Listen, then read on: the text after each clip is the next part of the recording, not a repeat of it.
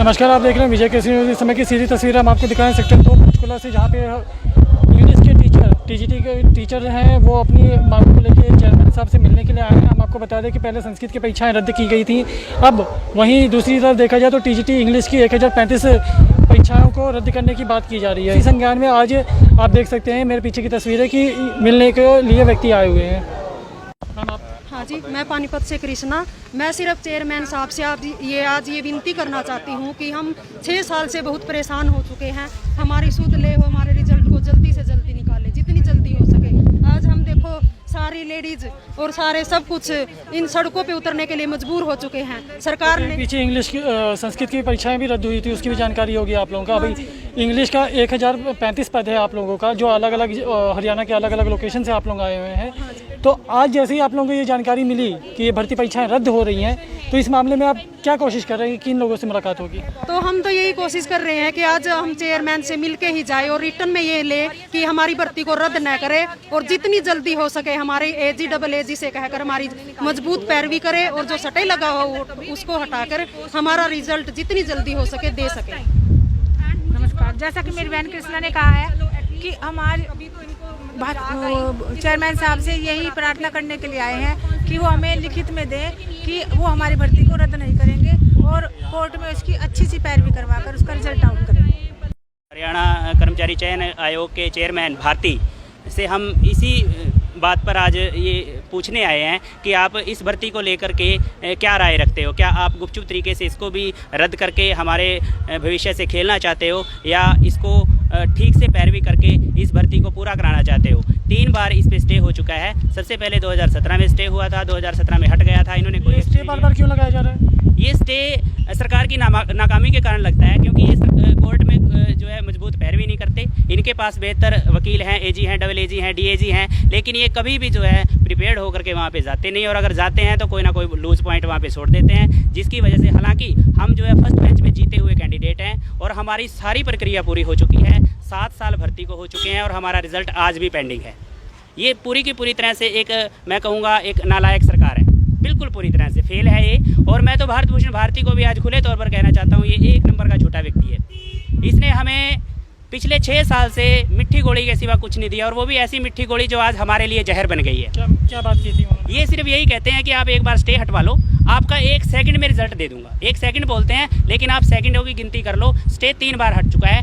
18 जून 2020 से लेकर के 8 अक्टूबर 2020 तक स्टे हटा रहा, लेकिन चेयरमैन साहब ने अपना वायदा पूरा नहीं किया और हर बार हमें झूठे ही आश्वासन इन्होंने दिए हैं। एक तरह से ये जो अपना आयोग है, ये पूरी तरह से मेरे को तो एक झूठ का अड्डा लगता है। 6 साल हो गए, भर्ती परीक्षाएं रद्द हो रही हैं लगातार। तो अभी पीछे संस्कृत का भी इसी तरह मामला आया था, अब इंग्लिश वालों के लिए भी इसी तरह का जो मामला सामने आया है। तो इसके लिए आपने किसी से मुलाकात की, कोई बातचीत की किसी से? हम सभी मंत्री MLA या इवन CM से भी मिल चुके हैं इस रिगार्डिंग, और CM के संज्ञान में भी हमने बड़ौदा उपचुनाव से पहले उनसे AG को फ़ोन भी करवाया था इस भर्ती के रिगार्डिंग, लेकिन उन्होंने पता नहीं किस मंशा के साथ वहाँ पे उनको फ़ोन किया। AG वहाँ पे पेश नहीं हुए।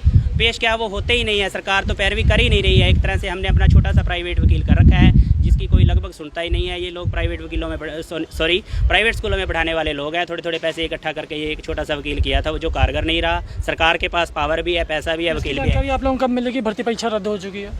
आज के अखबार में आया हुआ है, जिसकी भनक लगते ही आज हम जिला प्रधान यहाँ पर इकट्ठा हुए हैं।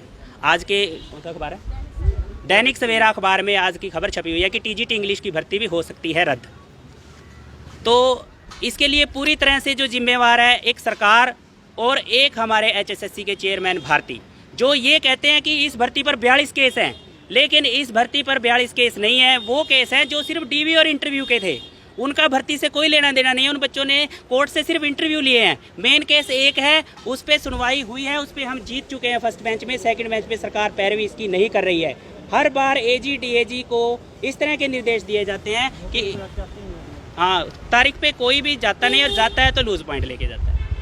तो अभी जो लगातार स्टे लग रहा है और भर्ती परीक्षाएं ये रद्द हो रही हैं, तो क्या कहना चाहते हैं कि भर्ती परीक्षाएं किन कारणों से रद्द हो जा रही है? मैंने पहले भी कहा है कि ये एक तरह से पूरी तरह से सरकार की नाकामी है। नाकामी का मतलब ये इस तरह की नीतियाँ इन्होंने बनाई हैं, जिससे भर्ती जो है, भर्ती इस तरीके से एडवर्टाइजमेंट की जाती है कि कैंडिडेट्स में ही बीच में फूट पड़ जाती है और 2 कैंडिडेट आपस में बंट के कोर्ट चले जाते हैं और वो कोर्ट में आपस में ही लड़ते रहते हैं और सरकार जो है मूक दर्शक बनकर तमाशा देखती रहती है। इनके पास एक्सपर्ट हैं, इनके पास विद्वान हैं, इनके पास एजुकेशनिस्ट हैं, ये सलाह लेकर के इलेक्टिव और कंपलसरी इंग्लिश में भी इनको नहीं पता। चेयरमैन को यही नहीं पता कि इलेक्टिव इंग्लिश क्या होती है। तो क्यों चेयरमैन के पद पर बैठे हो?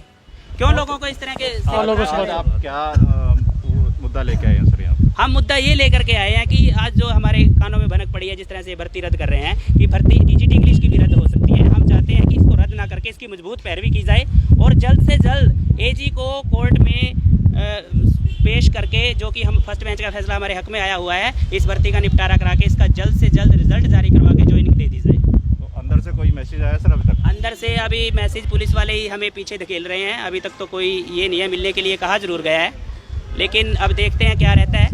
किससे मिलने के लिए कहा गया? चेयरमैन साहब से ही मुलाकात करवाने की बात कही है और चेयरमैन साहब से मिलना एक तरह से यही है कि वही कहते हैं कि हम चाहते हैं कि वो रिटर्न में ये दें कि आपकी भर्ती को कैंसिल नहीं किया जाएगा और आपकी भर्ती को जल्द पूरा किया जाएगा। ये अगर प्रेस में निकला तो कोई ना कोई प्रेस विज्ञप्ति उनको मिली होगी, तभी जानकारी प्राप्त हुई होगी, तभी तो उन्होंने प्रेस में भी छापा है। ये मुझे नहीं पता कि उन्होंने छापा है या किसने छापा है, लेकिन ये पूरी तरह से गलत भी है क्योंकि जब मामला भी कोर्ट में विचाराधीन है, हम वहाँ जीते हुए भी हैं, हमने 3 टेस्ट पास किए हैं, सभी योग्य हैं, तो सभी उम्र भी पार कर चुके हैं 40 की। अगर दोबारा उनको उम्र में भी फ़ायदा दिया जाता है तो वो टेस्ट नहीं पास कर पाएंगे क्योंकि पहले वाली मेमोरी उनकी नहीं है, स्मरण शक्ति भी क्षीण हो चुकी है। तो अब किस तरह से वो लोग इसको फेस कर पाएंगे इस प्रॉब्लम को?